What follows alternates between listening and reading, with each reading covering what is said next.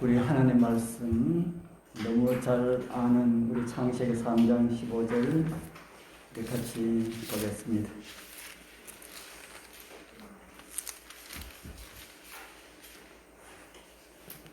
창세기 3장 15절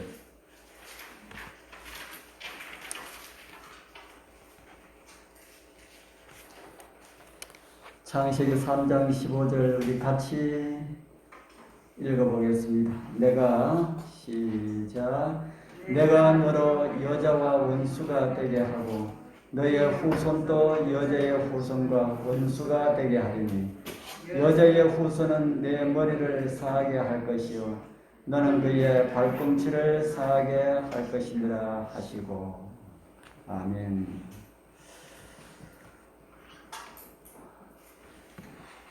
우리 성도님들 6일 동안 주님 은혜 가운데 잘 지내셨습니까? 우리 임재사님은 저기 서백 가신다는 이야기 들었는데 그 멀리 거기 가셔가지고 좀 지내시다가 오시지 그렇게 빨리 오셨어요. 내일 또 친척들이 와서. 내일 또 친척들이 집에 온다고? 네. 아이고 또 고생하기 생겼네. 우린 지난 금요일 저녁에 왜 뱀을 저주하셨는가라는 이런 제목으로 나무에 달린 저주받은 바 되신 하나님을 말씀을 통하여서 우리 보게 되었지요. 나무에 달려서 저주받은 바 되신 하나님이라고 하는 이런 말 할 수 있는 이야기입니까? 피조물이 그것도 죄로 인하여서 망신창회가 된 죄인이 어떻게 감히 창조주 하나님께서 죄의 저주를 받으셨다 이런 말을 할 수가 있겠습니까? 그러나 성경은 그렇게 우리에게 가르쳐 줍니다. 아담이 선악을 알게 하는 나무의 실과를 먹던 날 뱀을 저주하시기 때문에 우리는 뱀이 저주받은 줄로만 알았는데 광야의 그 나무에 달린 짱대 높은 곳에 달린 그 뱀의 창을 통해서 들여다보니까 피조물들에게 향한 모든 저주가 인간의 죄를 짊어지시고 홀로 죄의 저주를 받은 바 되신 하나님의 아들이었다라는 이런 사실을 우리 여러분들은 마음에 어떻게 받아들이는지 모르겠습니다. 하나님의 입김으로 말 한마디만 하면은 다 쓸어버리고 다시 창조하시면 되는데 인류를 향한 그 사랑의 크기를 아무리 생각해도 짐작할 수 없는 그 사랑을 보여주신 하나님을 우리는 뱀을 저주하신 모습을 통해서 보게 되었습니다. 그렇게 선언을 하시고 난 다음에 하나님께서는 인류를 향하여 구원을 허락하셨습니다. 창세기 3장 15절에 기록된 말씀이지요. 감히 우리는 구원에 대하여서 말할 자격도 없습니다. 그런데 하나님께서 허락해 주셨습니다. 그러한 구원에 대한 하나님의 약속이 우리가 읽은 창세기 3장 15절에 기록되어 있지요. 그러나 같은 말씀을 읽어도 그것이 우리를 구원하시고자 하시는 하나님의 약속인지 그것도 모르고 있는 사람들이 참 많이 있습니다. 다 그렇게 깨닫는 것이 아니라는 말씀이지요. 제가 이런 이야기를 한번 들은지 모르겠습니다. 저 춘향에서 수십 년 전에 있었던 이야기입니다. 한 교회 청년이 자꾸 복음을 전하는 것이 못마땅하게 생각했던 한 목사님이 계셨습니다. 이 목사님은 이 청년을 따끔하게 혼을 내주어서 다시는 전도지 들고 다니지 못하도록 하렸고 그 청년을 만났습니다. 우리 다음 일요일 날 우리 같이 성경 대화를 한번 해보면 어떻겠느냐 그랬습니다. 그러니까 이 청년, 아이 목사님 좋지요. 그러면은 다음 일요일 날 우리 집으로 올 수 있겠느냐 그랬어요. 그래서 예 가겠습니다. 해가지고 이 청년은 그 다음 일요일 날 목사님 사택으로 갔습니다. 갔더니만은 그 방 안에 그 교회에 내놓으라고 하시는 장로님들, 집사님들이 방에 뺑둘러 앉아 있었습니다. 이 청년은 그런 사실 아무것도 모르고 목사님하고 성경 이야기 하자고 한다고 했기 때문에 혼자 갔었습니다. 목사님이 이제 자기 교인들에게 전도 당할 그런 미혹을 당할 염려가 있는 성도들을 다 모아가지고 이 청년을 불러가지고 대화를 함으로 다시는 우리 교회 성도들을 건드리지 못하도록 그렇게 하려고 한 그런 속셈이었습니다. 그래서 이제 대화는 시작되었습니다. 목사님께서 먼저 말씀하시고 난 다음에 이제 청년에게 바톤을 넘겨 이제 이야기할 것 있으면은 이야기하라고 했습니다. 그러자 이 청년은 그냥 무조건 창세기 3장 15절을 펼쳤습니다. 그리고 우리 모두 같이 이 창세기 3장 15절을 같이 한번 읽어봅시다 하고 읽었습니다. 그러고 난 다음에 이 청년이 이야기하기를, 제가 알기로는 창세기 3장 15절은 성경에서 가장 기초적인 말씀이라고 생각하고 있습니다. 그런데 이 말씀의 의미가 무엇인지 목사님은 알고 계십니까? 하고 물었어요. 알고 계신다면 이 말씀의 의미를 지금 설명을 해 주십시오. 그러고 난 다음에 제가 말씀을 드리겠습니다 했어요. 지금은 다른 교회 목사님들이나 다른 교회 성도들 이렇게 만나보면은 창세기 3장 15절이 무엇을 의미한다라고 하는 것을 많은 사람들이 알고 있습니다. 아마 그 공이 우리 교회 성도들이 그 공을 많이 세운 것 같아요. 많은 사람들이 성경을 바르게 해석을 하고 있어요. 그러나 그때는 다른 교회 이 목사님들도 이 성경을 모르시는 분들이 참 많이 있었습니다. 특별히 구약 성경은 폐지된 하나님의 말씀, 읽을 가치조차 없는 그런 하나님의 말씀이라고 하고 있기 때문에 구약에 기록된, 더구나 창세기에 기록된 이 말씀의 의미를 이해할 수가 없는 것이지요. 우리 교회 청년과 함께 대화를 나누었던 그 목사님도 그런 유의 목사님이었습니다. 구약은 볼 필요가 없다고 생각했던 그 목사가 어떻게 창세기 3장 15절을 이해할 수가 있겠습니까?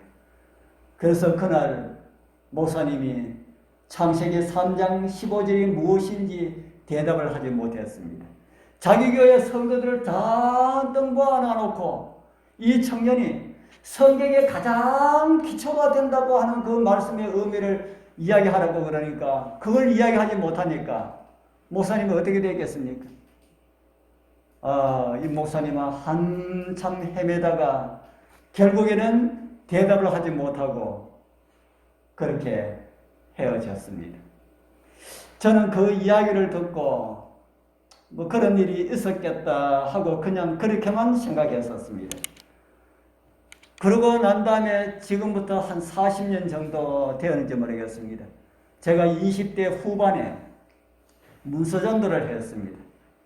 제가 결혼하기 전에 우리 정금재 전사님이 문서전도를 했는데 문서전도 하고 난 다음에 우리 정 전사님이 문서전도를 하지 않으니까 출판부 부장이 우리 교회를 찾아왔습니다. 그러면서 저한테 하는 말이 문서전도 하는 아가씨를 데리고 갔으니까 당신이 대신 나와야 되지 않겠냐 그랬어요. 그래서 저는 그 말씀을 하나님의 말씀으로 받아들이고 예 하겠습니다 하고 문서로 나갔습니다. 그래서 문서로 나와서 활동하던 중에 저 봉화, 춘양 이쪽에 가서 책을 전하고 오느라 그랬어요. 그래서 다른 형제 한 형제와 함께 책을 잔뜩 사가지고 그곳에 갔습니다.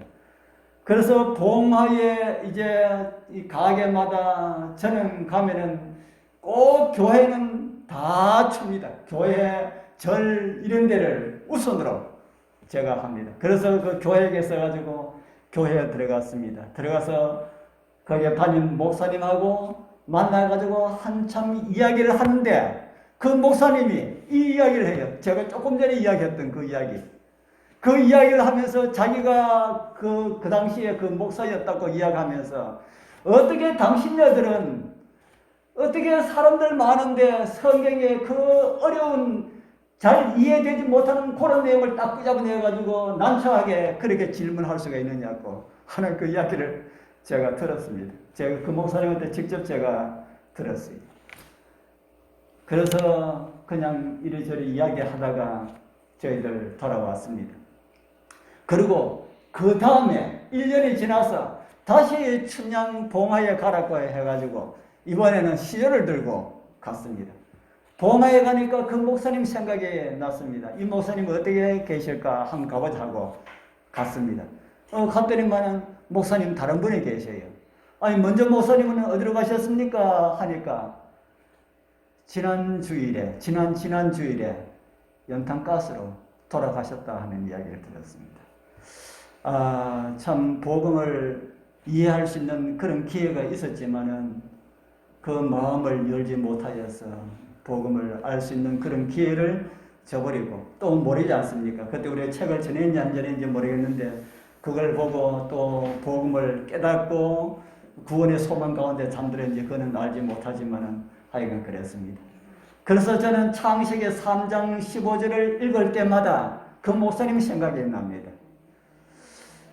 그러면 이 말씀은 그 목사님이 그렇게 당황하고 힘들어했던 이 말씀은 무엇일까요? 내가 너로 이렇게 말씀하시는데 너는 누굽니까? 내가 너로 너는 뱀을 가리키죠. 또 다른 말로는 사탄을 가리킵니다. 내가 너로 누구와 원수가 되게 하겠다고 하셨습니까? 여자와. 이곳에 나오는 여자는 누굽니까? 뱀은 사탄을 상징한다면 여자는 누구를 상징합니까? 성경 여러 곳에서 여자는 교회, 하나님의 백성을 상징하고 있습니다. 그러면은 사단과 누구와 원수 관계가 되겠다고 하시는 것입니까? 사단과 하나님 백성들과 교회와 원수가 되게 하겠다 하셨습니다. 그리고 또 말씀하셨지요. 여자의 후손, 너의 후손도 여자의 후손과 무엇이 되게 하리니요? 원수가 되게 하리니. 너의 후손도 여자의 후손과 원수가 되게 하리니. 이렇게 말씀하셨는데 너의 후손은 사단을 따르는 백성들을 의미하는 말이고요. 여자의 후손은 예수 그리스도를 의미하는 그런 말씀이지요. 사단의 백성들과 세상 죄를 지고 가시기 위하여서 오신 예수 그리스도 사이에 원수가 될 것임을 말하고 있는 그런 말씀입니다. 그리고 그 다음에는 또 이런 말씀을 주고 있지요. 여자의 후손은 내 머리를 상하게 할 것이요 너는 그의 발꿈치를 상하게 할 것이라 하시고, 저는 이 말씀이 뱀과 사람 사이의 원수가 되어서 뱀은 사람을 만나면은 발꿈치를 물어서 죽게 만들고, 그래서 사람은 뱀을 보면은 뱀 머리를 때려가지고 보이는 대로 잡아 죽여야 된다고 그렇게 이해를 하였습니다. 어릴 때 저는 진짜 그렇게 이해를 했습니다. 어릴 때도 교회 다녔는데 교회 다니면서도 그렇게 이해를 했습니다. 장로교회를 다녔으니까 아마 장로교회 그 윤영 교사들이 어떤 이야기를 해줬는지 그 이야기는 하나도 기억에 남지 않지만은 그런 영향 때문이 아닐까라고 하는 이런 생각이 듭니다. 그런데 나중에 좀 커서 이제 우리 교회에 나오게 되고 성경을 바르게 배우고 나니까 나하고 기어다니는 뱀하고는 전혀 관계가 없는 그런 이야기다라고 하는 것을 알게 되었습니다. 누구와 누구의 이야기인데요? 사탄과 예수님 사이의 전쟁에 관한 이야기다. 사단과 예수 그리스도와 한판 승부가 펼쳐지게 될 것임을 예언한 그런 내용이다 하는 것이지요. 싸움에서 뱀은 어디가 상하게 될 것이라 합니까? 뱀은 머리를 상하게 하고 여자의 후손은 어디가 상하게 될 것이라고 하셨습니까? 여자의 후손은 발꿈치를 상하게 할 것이라 그랬지요. 머리가 중요합니까? 발꿈치가 중요합니까? 머리가 중요하죠. 그런데도 사람도 독사에게 발 뒤꿈치를 물리면은 어떻게 될 수가 있습니까? 생명이 위험하게 될 수도 있지요.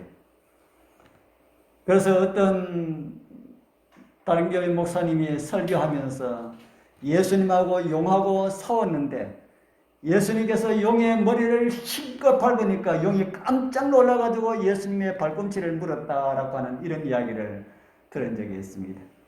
그것도 그럴듯한 그런 해석이지요. 사단은 다시는 재개할 수 없는 이런 치명상을 입고 예수님은 발꿈치를 상하게 하는 그런 일들이 두 세력의 싸움에서 일어났다. 그 싸움의 최종적인 결정적인 그 결판이 어디서 이루어졌습니까? 바로 그 결판이 십자가에서 이루어진 사건임을 우리는 다 이해를 하고 있습니다. 예수님께서 십자가로 나가시기 얼마 전에 이런 말씀을 제자들에게 하셨습니다. 누가복음 10장 18절 같이 한번 읽어보겠습니다. 예수께서 시작. 예수께서 이르시되 사단이 하늘로서 번개같이 떨어지는 것을 내가 보았노라. 사단이 어디서 떨어지는 것을 보았다 하십니까? 하늘에서. 이 말씀을 들으니까 조금 이상한 그런 생각이 들지 않습니까? 우리는 성경을 통하여서 사단이 하늘에서 언제 떨어졌습니까? 성경을 통해서 우리가 볼 때 하늘에서 언제 떨어졌다고 성경을 읽었습니까? 요한계시록 12장 7절에서 9절 하늘에 전쟁이 있으니 쭉 하고 난 다음에 큰 용이 내어 쫓기니 그렇게 말씀을 하고 있지요. 용만 그 사단 우두머리만 쫓긴 것이 아니고 그의 사자들 그를 따르는 모든 천사들이 다 내어 쫓김을 하늘에서 내어 쫓김을 당하는 이런 모습이 요한계시록 12장 7절에서 9절에 기록되어 있습니다. 하늘에서 땅으로 내어 쫓겼다. 사단은 하늘에서 전쟁을 일으키고 추방되기 전에 어떤 존재였다고 여러분들 들으셨습니까? 하늘에서 어떤 존재예요? 하늘에서 하나님 다음과는 최고의 존재로 지음을 받았었다. 그래서 누구 자리가 탐이 났어요? 하나님의 자리가 탐이 나서 반역을 하였고 사단과 그의 추종자들은 하늘에서 있을 곳이 없도록 내어 쫓겼다고 요한계시록 12장은 기록을 하고 있습니다. 그런데 우리 조금 전에 읽은 이 말씀은 어떤 말씀입니까? 예수께서 이르시되 사단이 하늘에서 번개같이 떨어지는 것을 내가 보았노라. 이거 그러면은 옛날에 예수님께서 하늘에 계실 때에 사단하고 전쟁에서 사단이 내어 쫓기는 이걸 이야기할까요? 아니면은 또 사단이 또다시 하늘에서 떨어지는 사건을 이야기할까요? 무엇을 이야기하는 말씀일까요? 예수님께서 한 번은 이런 말씀을 제자들에게 주셨습니다. 같이 한번 읽어볼까요? 이제 시작. 이제 이 세상의 심판이 이르렀으니 이 세상 임금이 쫓겨나리라. 내가 땅에서 들리면 모든 사람을 내게로 이끌겠노라. 이 말씀은 위에 있는 누가복음에 있는 말씀하고 어떤 연관이 있는 것 같습니까? 요한복음 12장에는 이제 이 세상에 심판이 이르렀으니 이 세상에 누가 쫓겨나게 될 것이랍니까? 이 세상 임금이 쫓겨나게 될 것이다. 이 세상 임금은 누구였습니까? 이 세상 예수님께서 십자가를 지시기 전까지 이 세상의 임금은 누구였다고요? 사단이었다. 그 예수님께서 인정하셨습니다. 사단이었다. 그런데 예수님께서 십자가에 달리시면은 사단은 어디서 쫓겨난다는 겁니까? 지구 통치자의 자리에서 쫓겨난다. 다시 말해서 임금 자리에서 쫓겨날 것에 대한 그런 말씀이다 하는 겁니다. 그래서 십자가에 주님께서 달리시면은 사단은 다시 하늘에서 어떻게 된다는 말씀을 하셨습니까? 하늘에서 번개처럼 하늘에서 떨어지게 될 것이다. 제가 사단이 하늘에서 쫓겨 내려와서 지구의 거민들을 미혹하여 지구의 아담을 죄 가운데 빠뜨림으로 인하여서 아담의 자리를 찬탈해가지고 하늘 어디에 참석했다는 걸 여러분 들으셨습니까? 장자들의 총회, 하늘 장자들의 총회. 하늘 장자들의 총회에 누구 대신에요? 아담 대신에 참석하였다고 말씀드린 적이 있습니다. 아마도 십자가 사건이 있던 그날은 사단에게 최대의 위기가 닥쳐진 그런 날이라 하는 생각이 듭니다. 사단은 예수님께서 십자가에 못 박혀 돌아가시면은 자신은 하늘에서는 다시는 하늘에 있을 곳이 없고 아담 대신 또 갈 수가 없는 영원히 추방당하게 될 그런 사실들을 이제는 다시는 재개할 수 없는 입장에 놓이게 될 그런 사실들을 사단이 알았을까요? 몰랐을까요? 예수님께서 십자가에 달려 돌아가시고 다 이뤘다 하면은 자신은 이제는 완전하게 패배하여서 다시는 하늘에 발붙일 곳이 없을 것이라는 사실을 사단은 알았을까요? 몰랐을까요? 생각 안 해보셨어요? 알겠지요. 사단이 창세기 3장 15절 그 전에 하나님께서 천지를 지구를 창조하시기 전에 지구 창조의 계획을 발표할 때에 사단이 들었을까요? 못 들었을까요? 저 들었지요. 그런데 그들을 미혹하고 난 다음에 죄 가운데 빠질 그런 사실들도 하나님께서 아시고 난 다음에 하늘에서 구속의 경륜을 다 해가지고 아마 천사들에게 다 선포를 하셨으리라 그렇게 믿습니다. 그래서 사단도 들었을 것입니다. 그래서 예수님께서 십자가에 달려서 돌아가시기만 하면은 자신은 완전히 이제 재개하지 못할 그런 상태로 떨어질 것이라고 하는 이런 사실을 안다면은 예수님 어디에 가지 못하도록 해야 됩니까? 십자가에 가지 못하도록 해야 되는 거지요. 그래서 사단은 자기 졸개들에게 예수님을 괴롭히더라도 얼마만큼만 괴롭히라 하겠습니까? 적당하게 해라. 예수님께서 너무너무 괴로워가지고 나 십자가를 포기한다라고 하는 이 말이 예수의 입에서 나오도록 해라. 십자가까지 가서 십자가에 달리도록 하면 안 된다 하는 거지요. 그런데 하나님도 사단도 못하는 한 가지가 있습니다. 전능하신 하나님도 못하는 게 있을까요? 하나님 못하는 거 한 가지가 있습니다. 못하시는 것이 아니고 안 하시는 것이지요. 뭘까요? 사단은 못하고 하나님은 하지 아니하시는 것. 사람의 마음을 어떻게 안 해요? 사람의 마음을 어떻게 안 해요? 강제로. 밖에 있는 사람을 강제로 하나님 믿으라 하고 막 이렇게 해가지고 강제로 하지 않으신다는 겁니다. 사단은 강제로 하지 못합니다.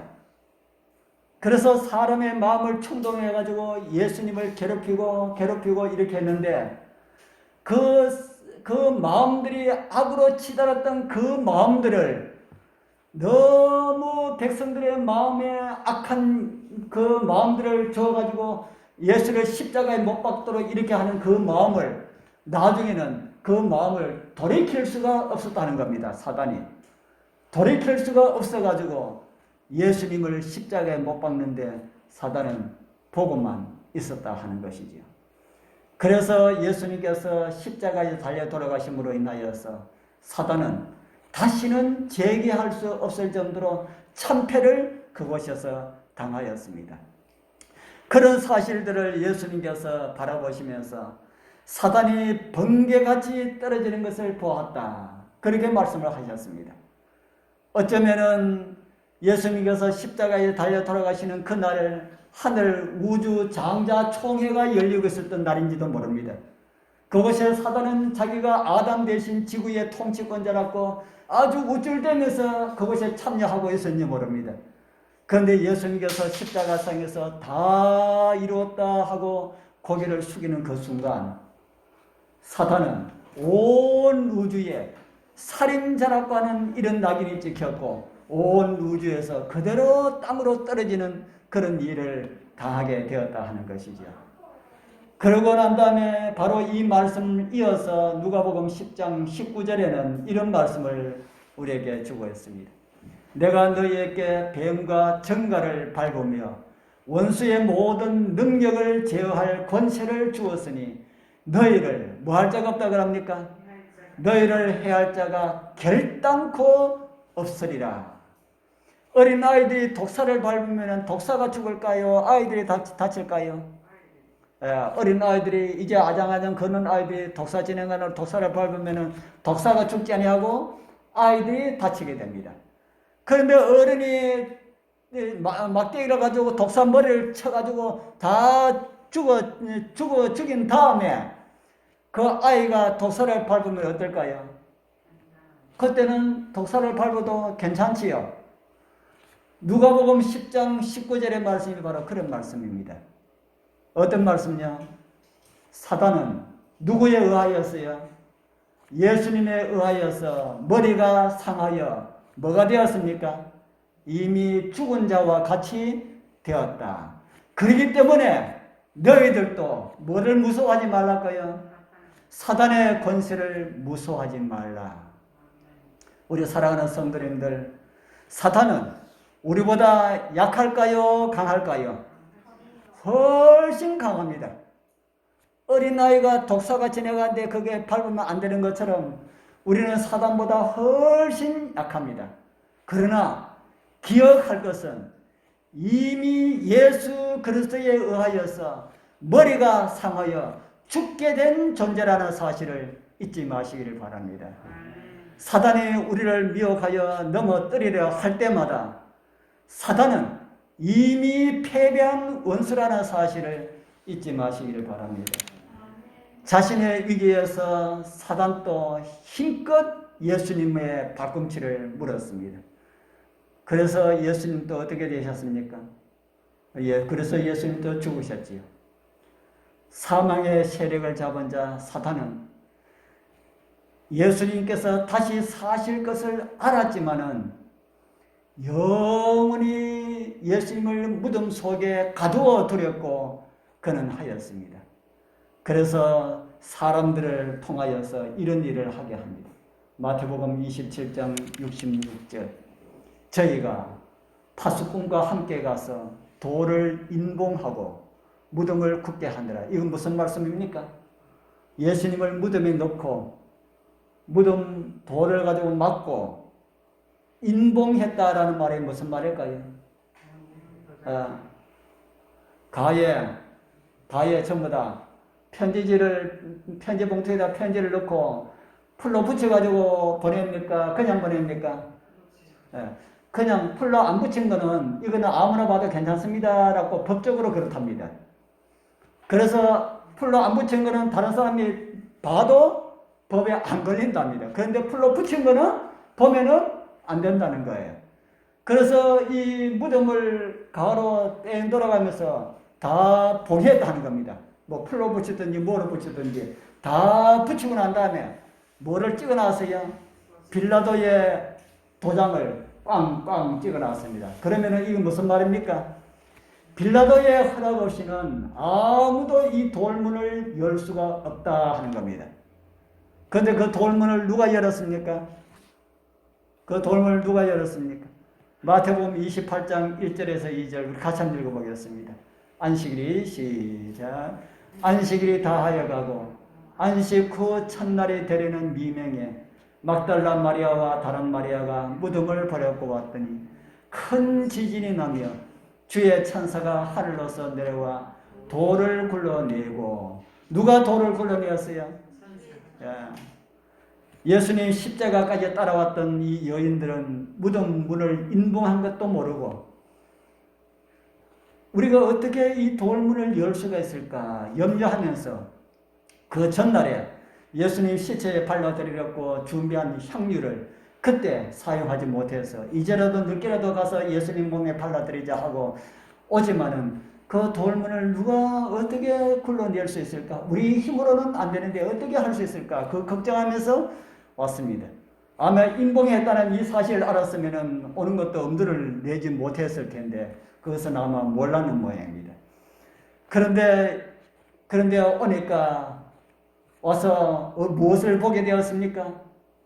돌문이 굴러가 있고 천사가 그 위에 앉아있는 이런 모습을 보았다 그러죠. 그리고 사망과 음부의 문을 누가 걸어 나오셨어요? 예수님께서 걸어 나오셨습니다. 인류를 위한 소망의 문이 열리는 순간입니다. 창세기 3장 15절을 통해서 에덴에서 발표되었던 인간을 구원하기 위한 하나님의 구원의 계획이 이루어지는 그런 순간이다 하는 것이지요. 우리에게도 사단을 밟을 수 있는 예수 그리스도의 능력에 동참할 수 있는 그런 은혜를 주시는 그런 순간입니다. 우리 사랑하는 성도님들, 때로는 우리가 세상을 살면서 절망감 같은 것이 엄습할 때 있습니다. 그러나 그때도 사망의 권세를 이기시고 죽음에서 일어나신 주님, 그리고 우리도 죽을지라도 사망을 이길 수 있는 능력을 주셨다는 것을 감사하면서 받아들이게 되길 바랍니다. 무덤 문을 열고 나오신 주님께서 이런 말씀을 하셨지요. 요한계시록 1장 18절입니다. 곧 무슨 자라 그럽니까? 곧 산 자다. 내가 전에 죽었노라. 볼지어다 이제 세세토록 살아있어 사망과 음부의 열쇠를 가졌나니. 사망과 음부의 열쇠를 가진 분을 우리 주님으로 모시겠다는 사실 힘이 되지 않습니까? 사단을 무서워하지 말기를 바랍니다. 사망도 두려워하지 말기를 바랍니다. 하나님께서 계획하신 하나님 우리를 구원한 그 구원의 계획이 완전하게 성취되는 그날, 우리 주님께서 다시 오시는 그날, 이제는 정말 사망과 음부가 완전히 이 땅에서 사라지는 그날, 우리 주님께서 오실 때에는 주님의 머리에는 가시관이 아니라 뭐가 쓰여져 있습니까? 영광의 왕관이 쓰여져 있을 겁니다. 우리 그날 정말 이 땅에 살면서 이 땅에 일어나는 모든 것들이 다 사라지고 없어지는 그날, 우리 함께 이긴 자들로 그곳에 참여하게 되기를 축복합니다.